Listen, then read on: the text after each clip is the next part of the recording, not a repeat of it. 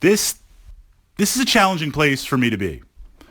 Being a completionist and being that someone that loves the narrative is hard. Fantasy Flight loves me because generally in board gaming, I am very focused on the type of games that I like. I know the games that I like, and when I get into those games, I want to have options. I really tend to play them a lot.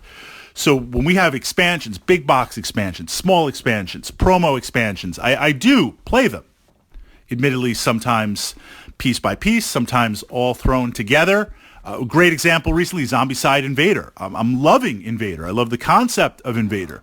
I love all the expansions of Invader on there. I love mixing and matching, throwing stuff in, seeing how it works. Like, that's awesome. Side note, for 2020, Invader needs to get painted. I won't say this month. It needs to get painted soon. I'm still recovering from years ago painting Black Plague. I need to locate somebody that has an airbrush to kind of help me out with that. Absolutely on there. Back to the podcast. So being a completionist, I love to collect all the stuff. What that means is most of my board gaming sessions, whether they're solo or with a group, it's big. It's a lot on there. A perfect example, when we play Talisman, we've been looking over the past couple of days, pushing out some Talisman tactics. We've got the base game. We've got the small box expansions, Werewolf and Death in play.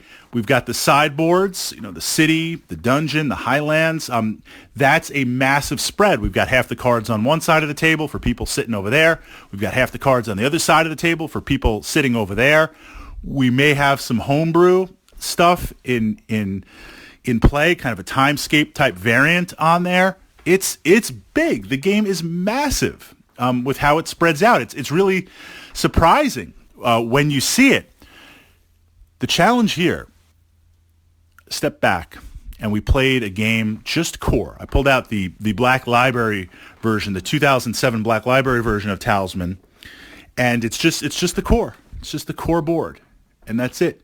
So part of me was like, need expansions in play immediately. But I really enjoyed that because the intimacy of the game was such that the connection was better. All the four of us sitting around the table, literally everything within arm's reach, being able to visually see things, the perspective. Sometimes some of these board games are so massive, I'm like sitting on the other side. Descent, I love Descent first edition, but this is a great example. I'm sitting on the other side and I'm like, all right, what's spawning over there? Like, what's going on? It's a lot to see. So sometimes bigger isn't always better, but it seems like in the here and now of board gaming trends of today, again, going back to being completionist, so I'm supporting it unwillingly, these massive sprawling board games and some of the Kickstarters that I've seen, just massive content, all good stuff. But are we missing something? Are we missing something? The intimacy of a well-designed game. Now, of course, expansions pull things out. They add new layers. They add new mechanics. Just out of curiosity, those of you who are into the board gaming hobby like myself, what are some games out there? And they don't have to be like Dungeon Bash miniatures like I like. They could be Euros. They could be, we're going cross spectrum. We're going across the entire spectrum here.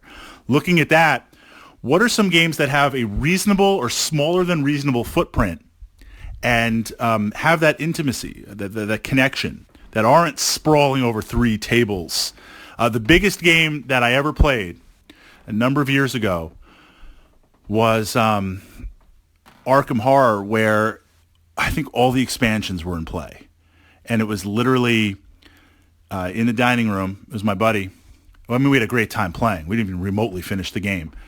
The dining room was like the main board, a couple of sideboards, went into the living room for another sideboard, and then over into his study for another literally sideboard on there. It was huge. It was epic. It was massive.